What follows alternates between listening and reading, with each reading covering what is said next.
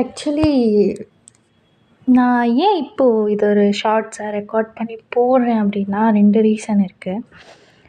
ஒன்று, as a கமெண்டேட்டராக நான் இந்த 2 சேனலுமே பார்க்குறேன். 2 கதையுமே எனக்கு ரொம்ப பிடிக்கும். 2 பேரோட ஸ்டைலு, அவங்க கதை, அதில் வர கேரக்டர்ஸ் எல்லாமே எனக்கு ரொம்ப பிடிக்கும்.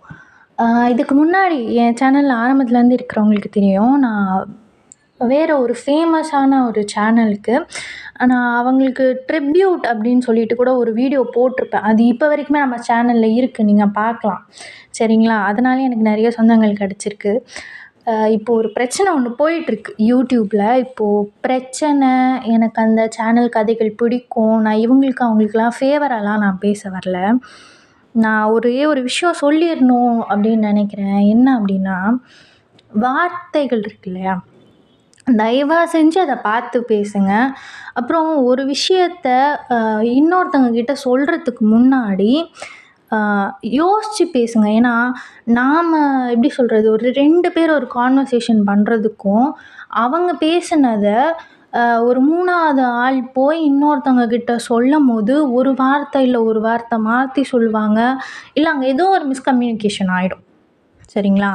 ஆனால் இங்கே வார்த்தைன்னு அப்படி ஒன்று இருக்கு இல்லையா, தயவு செஞ்சு அதை பார்த்து பேசுங்க. ஏன்னா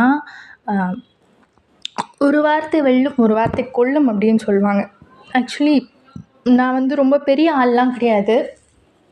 யாருக்கும் அட்வைஸ் பண்ணுறதோ இல்லை இவங்க சரி இவங்க தப்புன்னு சொல்கிறதுக்கெலாம் நான் வரல. ஆனால் நம்ம வார்த்தைன்னு ஒன்று இருக்குது பார்த்தீங்களா, அதை தயவு செஞ்சு பார்த்து பேசுங்க. ஏன் அப்படி சொல்கிறேன்னா, நீங்கள் பாட்டுக்கு என்னமோ ஒன்று அவங்க இவங்கள தான் சொல்லிட்டாங்க, இது இப்படி தான் இருக்கும்னு சொல்லிட்டீங்க. கேட்ட அவங்களுக்கும் அது ரொம்ப கஷ்டமாயிடுச்சு. ஏன்னா ஒரு கதை எழுதுறது அப்படின்றது அது ஈஸி கிடையாது. அது ரொம்ப ரொம்ப ரொம்ப கஷ்டமான விஷயம். ஏன்னா நம்ம அந்த கற்பனைக்கு உயிர் கொடுக்கறதோ ஒரு வடிவம் கொடுக்கறதோ, அதை செய்யும் போது நாம் இன்வெஸ்ட் பண்ணுற டைம், நாம் போடுற எஃபோர்ட், அதெல்லாம் ரொம்ப பெரிய விஷயம்.